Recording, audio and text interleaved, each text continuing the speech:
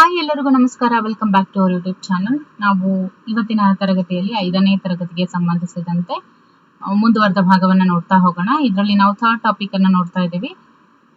ಇಲ್ಲಿ ಕೋನಗಳು, ಸಮಮಿತಿ ಆಕೃತಿಗಳು, ಸುತ್ತಳತೆ, ವಿಸ್ತೀರ್ಣ, ಇದ್ರ ಬಗ್ಗೆ ಎಲ್ಲ ನಾವು ನೋಡ್ತಾ ಹೋಗ್ತೀವಿ. ಮೊದಲನೇ ಪ್ರಶ್ನೆ, ಎಲ್ ಆಕಾರದ ಕೋನಗಳನ್ನ ಏನಂತ ಕರಿತೀವಿ? ಎಲ್ ಆಕಾರದ ಕೋನಗಳನ್ನ ಲಂಬ ಕೋನಗಳು ಅಂತ ಹೇಳಿ ಕರಿತೀವಿ. ಗಡಿಯಾರದಲ್ಲಿ 9 ಗಂಟೆ ಆದಾಗ ಮುಳ್ಳುಗಳ ನಡುವೆ ಉಂಟಾಗುವಂತಹ ಕೋನದ ಅಳತೆ ಏನಾಗಿರುತ್ತೆ? ಕೋನದ ಅಳತೆ 90 ಡಿಗ್ರಿ ಆಗಿರುತ್ತೆ. ಈ ಕೆಳಗಿನವುಗಳಲ್ಲಿ ವಿಶಾಲ ಕೋನಕ್ಕೆ ಒಂದು ಉದಾಹರಣೆ ಕೊಡಿ ಅಂತ ಇದೆ. ನೋಡಿ, ವಿಶಾಲ ಕೋನಕ್ಕೆ ಇಲ್ಲಿ ಉದಾಹರಣೆ ಹೇಳೋದಾದ್ರೆ 95 ಡಿಗ್ರಿ ಏನಿದೆ, ಇದು ವಿಶಾಲ ಕೋನಕ್ಕೆ ಉದಾಹರಣೆ. ಕೋನವನ್ನ ಅಳೆಯೋದಕ್ಕೆ ಬಳಸುವಂತಹ ಉಪಕರಣದ ಹೆಸರು ಕೋನ ಮಾಪಕ. ಒಂದು ಸರಳ ಕೋನದಲ್ಲಿ ಎಷ್ಟು ಲಂಬ ಕೋನಗಳು ಇರ್ತವೆ? ನೋಡಿ, ಒಂದು ಸರಳ ಕೋನದಲ್ಲಿ ಯಾವಾಗ್ಲೂ 2 ಲಂಬ ಕೋನಗಳು ಇರ್ತವೆ. ಕೆಳಗಿನವುಗಳಲ್ಲಿ ಲಘು ಕೋನವನ್ನ ಸೂಚಿಸುವಂತಹ ಕೋನ ಯಾವುದು? ಲಘು ಕೋನವನ್ನ ಸೂಚಿಸುವಂತಹ ಕೋನ ಆಪ್ಷನ್ ಬಿ. ಗಡಿಯಾರದಲ್ಲಿ 3 ಗಂಟೆ ಆದಾಗ ಮುಳ್ಳುಗಳ ನಡುವೆ ಯಾವ ಕೋನ ಏರ್ಪಟ್ಟಿರುತ್ತೆ? ಲಂಬ ಕೋನ ಏರ್ಪಟ್ಟಿರುತ್ತೆ. ಕೆಳಗಿನ ಯಾವ ಚಿತ್ರದಲ್ಲಿ ವಿಶಾಲ ಕೋನ ಏರ್ಪಟ್ಟಿರುವುದಿಲ್ಲ? ಇದರಲ್ಲಿ ಏರ್ಪಟ್ಟಿಲ್ಲ. ಓಕೆ. ಇನ್ನು ಕೋನವನ್ನ ಅಳೆಯೋದಕ್ಕೆ ಬಳಸುವಂತಹ ಮೂಲಮಾನ ಡಿಗ್ರಿ. ಇನ್ನು 10ನೇ ಪ್ರಶ್ನೆ, 100 ಡಿಗ್ರಿ, 88 ಡಿಗ್ರಿ, 90 ಡಿಗ್ರಿ ಈ ಕೋನಗಳನ್ನ ವರ್ಗೀಕರಿಸಿದಂತಹ ಸರಿಯಾದ ಕ್ರಮ. ನೋಡಿ, 100 ಡಿಗ್ರಿ ಅಂತ ಅಂದ್ರೆ ನಾವೇನಂತ ಕರಿತೀವಿ? ವಿಶಾಲ ಕೋನ ಅಂತ ಕರಿತೀವಿ. 88 ಡಿಗ್ರಿ ಅದು ಲಘು ಕೋನ, 90 ಡಿಗ್ರಿ ಏನಿದೆ ಅದು ಲಂಬ ಕೋನ. ಸೊ ಸರಿಯಾದಂತ option B is the right answer. 11ನೇ ಪ್ರಶ್ನೆ, ಗಡಿಯಾರದಲ್ಲಿ 5 ಗಂಟೆ ಆದಾಗ ಯಾವ ಕೋನ ಏರ್ಪಡುತ್ತದೆ? ನೋಡಿ, ಗಡಿಯಾರದಲ್ಲಿ 5 ಗಂಟೆ ಆದಾಗ ವಿಶಾಲ ಕೋನ ಏರ್ಪಟ್ಟಿರುತ್ತೆ. ಓಕೆ. ಮುಂದಿನ ಟಾಪಿಕ್ ಬಂದು 2 ಆಯಾಮದ ಆಕೃತಿಗಳ ಸುತ್ತಳತೆ ಮತ್ತು ವಿಸ್ತೀರ್ಣಗಳಿಗೆ ಸಂಬಂಧಿಸಿ ಸಮಸ್ಯೆಗಳನ್ನು ಬಿಡಿಸೋದು. ಆಯತಾಕಾರದ ಫೋಟೋ ಫ್ರೇಮ್ ನ ಸುತ್ತ ಒಂದು ಇರುವೆ ಚಲಿಸಿದ್ರೆ, ಇರುವೆ ಚಲಿಸಿದ ದೂರವನ್ನ ಒಂದು ಫೋಟೋ ಫ್ರೇಮ್ ನ ಏನಂತ ಕರಿತೀವಿ? ಸುತ್ತಳತೆ, ವಿಸ್ತೀರ್ಣ, ಉದ್ದ, ಅಗಲ ಏನಂತ ಕರಿತೀವಿ ಅಂತ ಇದೆ. ನಾವು ಅದನ್ನ ಸುತ್ತಳತೆ ಅಂತ ಕರಿತೀವಿ.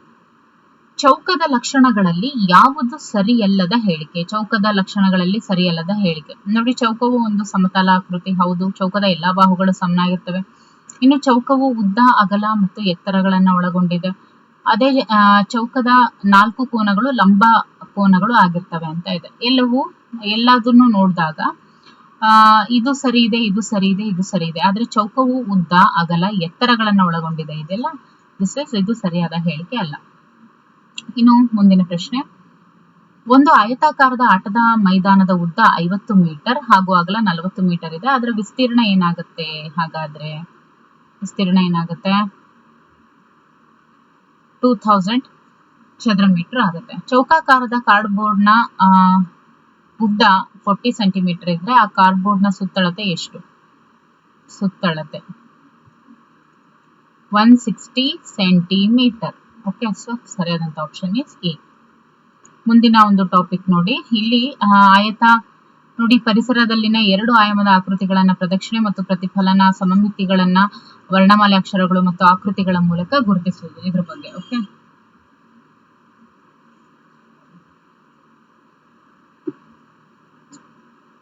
ಇವುಗಳಲ್ಲಿ ಯಾವುದು ಸಮತಲ ಆಕೃತಿ ಆಗಿದೆ? ಆಯತ, ಆಯತಘನ, ಶಂಕು, ಸಿಲಿಂಡರ್. ಇದ್ರೊಳಗಡೆ ಸಮತಲ ಆಕೃತಿ ಆಗಿರುವಂತದ್ದು ಯಾವುದು ಅಂತ ಹೇಳಿದ್ರೆ ಆಯತ ಮಾತ್ರ. ಇನ್ನು ಕೆಳಗಿನವುಗಳಲ್ಲಿ ಯಾವ ಹೇಳಿಕೆಯು ಆಯತಕ್ಕೆ ಸಂಬಂಧಿಸಿಲ್ಲ ಅಂತ ಕೇಳಿದರೆ? ಆಯತವು 2 ಆಯಾಮದ ಆಕೃತಿ. ಆಯತದ ಅಭಿಮುಖ ಬಾಹುಗಳು ಸಮನಾಗಿರ್ತವೆ. ಆಯತವು 4 ಸಮಮಿತಿ ಅಕ್ಷಗಳನ್ನ ಒಳಗೊಂಡಿದೆ. ಆಯತದಲ್ಲಿ 4 ಲಂಬ ಕೋನಗಳಿದೆ ಅಂತ ಇದೆ. ಯಾವುದು ಇದರಲ್ಲಿ ಅಂದ್ರೆ ಆಯತಕ್ಕೆ ಹೋಲಿಸಿದಾಗ ಯಾವುದು ಸರಿಯಾಗಿ ಇಲ್ಲ ಅಥವಾ ಸಂಬಂಧಪಟ್ಟಿಲ್ಲ ಅಂತ ಹೇಳಿದ್ರೆ 4 ಸಮಮಿತಿ ಅಕ್ಷಗಳನ್ನ ಹೊಂದಿದೆ ಅಂತ ಇದೆಯಲ್ವಾ, ಇದು. ಈ ಕೆಳಗಿನ ಚಿತ್ರದಲ್ಲಿ ಸಮಮಿತಿ ಅಕ್ಷಗಳನ್ನ ಸರಿಯಾಗಿ ಎಳೆದಿರುವಂತಹ ಆಕೃತಿ ಯಾವುದು? ಸಮಮಿತಿ ಅಕ್ಷಗಳನ್ನ ಸರಿಯಾಗಿ ಎಳೆದಿರುವಂತಹ ಆಕೃತಿ ಯಾವುದು? ಯಾವುದು ಸರಿಯಾಗಿ ಎಳೆದಿರುವಂತಹ ಆಕೃತಿ? ಸಮಮಿತಿ ಅಕ್ಷಗಳನ್ನ ಸರಿಯಾಗಿ ಎಳೆದಿರುವಂತಹ ಆಕೃತಿ ಬಂದು ಆಪ್ಷನ್ ಸಿ. ಇನ್ನು 22ನೇ ಪ್ರಶ್ನೆ, ಕೆಳಗಿನ ಇಂಗ್ಲಿಷ್ ಅಕ್ಷರದಲ್ಲಿ ಯಾವ ಅಕ್ಷರದ ಪ್ರತಿಬಿಂಬವು ಮೂಲ ಅಕ್ಷರವನ್ನ ಹೋಲುತ್ತದೆ?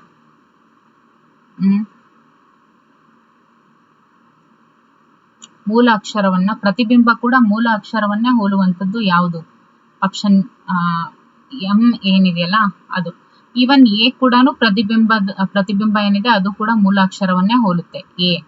ಅದ್ರ ಜೊತೆಗೆ ಇದು ಎನ್ ಕೂಡ. ಓಕೆ, ಇಲ್ಲಿ ನೀಡಿರುವಂತಹ ಸಮಮಿತಿ ಆಕೃತಿಯ ಉಳಿದ ಅರ್ಧ ಭಾಗ ಯಾವುದು ಅಂತ ಕೇಳಿದ್ದಾರೆ.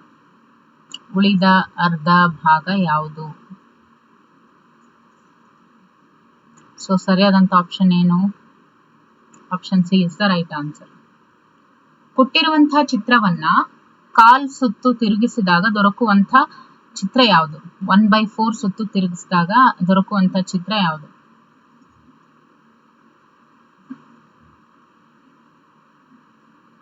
ಇದು ಅರ್ಧ ಅಲ್ವಾ? ಆದ್ರೆ ಕಾಲ್ ಸುತ್ತು ಸುತ್ತಿಸಿದಾಗ ಏನ್ ಸಿಗುತ್ತೆ?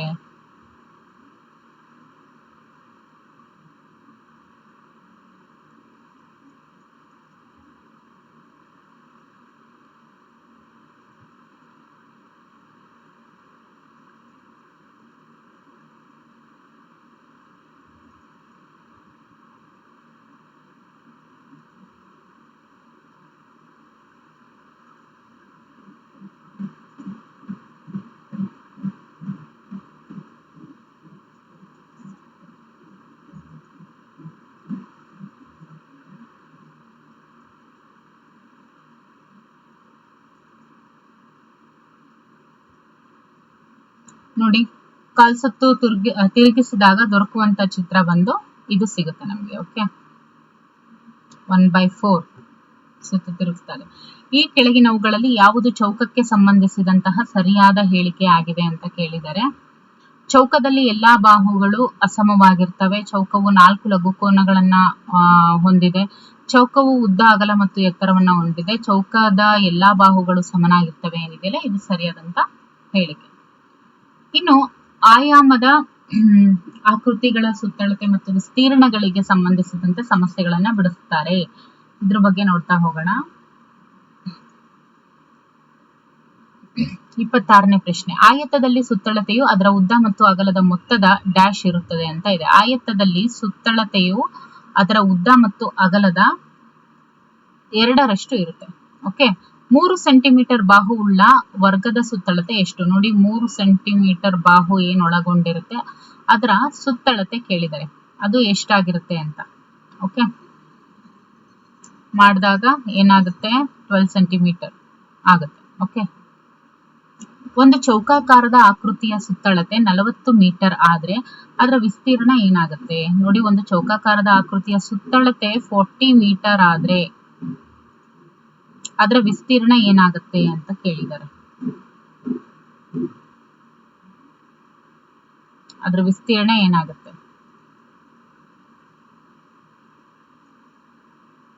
ಅದರ ವಿಸ್ತೀರ್ಣ ಏನಾಗುತ್ತೆ ಅಂತ ಹೇಳಿದ್ರೆ 100 ಚದರ ಮೀಟರ್ ಆಗುತ್ತೆ. 29ನೇ ಪ್ರಶ್ನೆ. ಪ್ರತಿ ಬಾಹುವಿನ ಅಳತೆ 4 ಸೆಂಟಿಮೀಟರ್ ಹೊಂದಿರುವಂತಹ ಈ ಆಕೃತಿಯ ವಿಸ್ತೀರ್ಣ ಎಷ್ಟು? ನೋಡಿ, ಪ್ರತಿ ಬಾಹುವಿನ ಅಳತೆ, ಪ್ರತಿಯೊಂದು ಬಾಹುವಿನ ಅಳತೆ ಇಲ್ಲಿ 4 ಸೆಂಟಿಮೀಟರ್ ಇದೆ. ಓಕೆ, ಎಷ್ಟಿದೆ? 4 ಸೆಂಟಿಮೀಟರ್ ಇದೆ. ಹಾಗಾದ್ರೆ ಈ ಒಂದು ಆಕೃತಿಯ ವಿಸ್ತೀರ್ಣ ಎಷ್ಟು ಅಂತ ಕೇಳಿದರೆ ಎಷ್ಟಾಗುತ್ತೆ? ನೋಡಿ, ವಿಸ್ತೀರ್ಣ ಎಷ್ಟಾಗುತ್ತೆ? 4 × 4 ಮಾಡಿದಾಗ ನಮಗೆ 16 ಸಿಗುತ್ತೆ. ಸೊ 16 ಚದುರ ಸೆಂಟಿಮೀಟರ್ ಆಗುತ್ತೆ. ಓಕೆ, ಇನ್ನು 30ನೇ ಪ್ರಶ್ನೆ.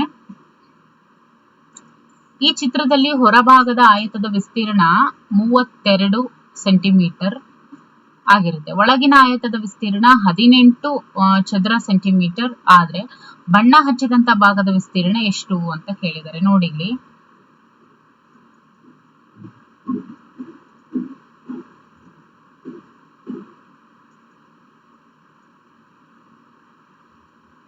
ಓಕೆ, ಇದು 32, ಇದು ಒಳಗಿಂದ ಬಂದು ಇದು 18. ಹಾಗಾದ್ರೆ ಬಣ್ಣ ಹಚ್ಚಿದ ಭಾಗದ ವಿಸ್ತೀರ್ಣ ಎಷ್ಟು ಅಂತ ಕೇಳಿದ್ದಾರೆ.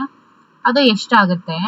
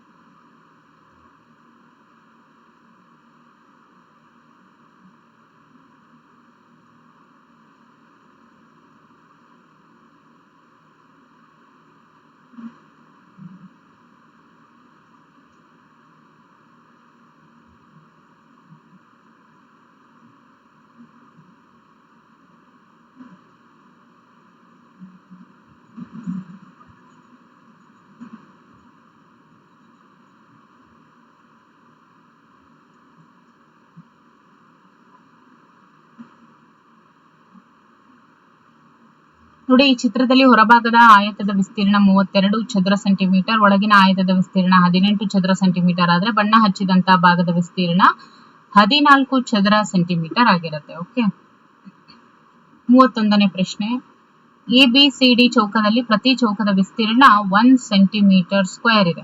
ಆದ್ರೆ KLMN ಈ ಒಂದು ಆಯತದ ವಿಸ್ತೀರ್ಣ ಎಷ್ಟು? ಪ್ರತಿ ಚೌಕದ್ದು 1 ಸೆಂಟಿಮೀಟರ್ ಸ್ಕ್ವೇರ್ ಇದೆ. ಹಾಗಾದ್ರೆ ಈ KLMN ಇದ್ರದ್ದು ಎಷ್ಟು?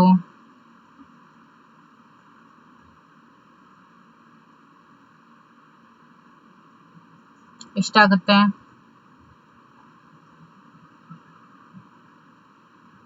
6 ಸೆಂಟಿಮೀಟರ್ ಸ್ಕ್ವೇರ್ ಆಗುತ್ತೆ. ಓಕೆ, ಇನ್ನು 32ನೇ ಪ್ರಶ್ನೆ. 10 ಸೆಂಟಿಮೀಟರ್ ಬಾಹು ಇರುವಂತಹ ಒಂದು ಚೌಕಟ್ಟಿನ ಅಂಚಿನ ಮೇಲೆ ಒಂದು ಇರುವೆಯು 20 ಸೆಂಟಿಮೀಟರ್ ಚಲಿಸಿದ್ರೆ ಅದು ಒಂದು ಸುತ್ತು ಪೂರ್ಣಗೊಳಿಸಲು ಇರುವಂತಹ ದೂರ ಎಷ್ಟು? ನೋಡಿ, ಒಂದು ಚೌಕಟ್ಟಿನ ಅಂಚಿನ ಮೇಲೆ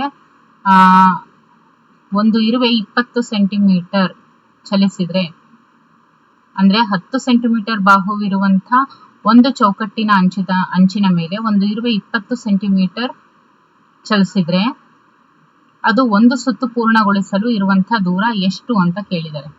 ಎಷ್ಟಿರುತ್ತೆ ಹಾಗಾದ್ರೆ ದೂರ? 20 ಸೆಂಟಿಮೀಟರ್ ಇರುತ್ತೆ. ಓಕೆ,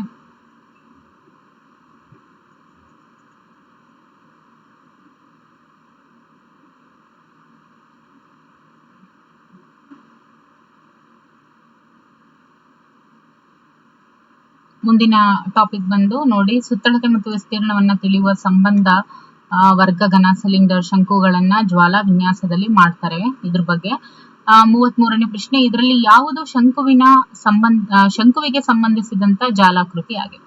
ಶಂಕುವಿಗೆ ಸಂಬಂಧಿಸಿದಂತಹ ಜಾಲಾಕೃತಿ ಅಂತ ಹೇಳಿದ್ರೆ ಇದು.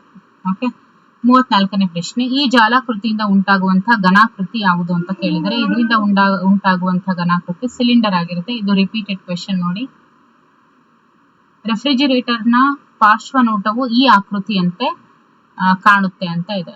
ನೋಡಿ, ನಾವು ಅದನ್ನ ಸ್ವಲ್ಪ ಪಾರ್ಷಿಯಲ್ ಆಗಿ ನೋಡಿದ್ರೆ ಯಾವ ರೀತಿ ಕಾಣುತ್ತೆ, ಪಾರ್ಶ್ವನೋಟದಿಂದ ನೋಡಿದ್ರೆ ಯಾವ ರೀತಿ ಕಾಣುತ್ತೆ ರೆಫ್ರಿಜಿರೇಟರ್ ಅಂತ ಹೇಳಿದ್ರೆ ಈ ರೀತಿ ಕಾಣುತ್ತೆ ರೆಫ್ರಿಜಿರೇಟರ್. ಓಕೆ,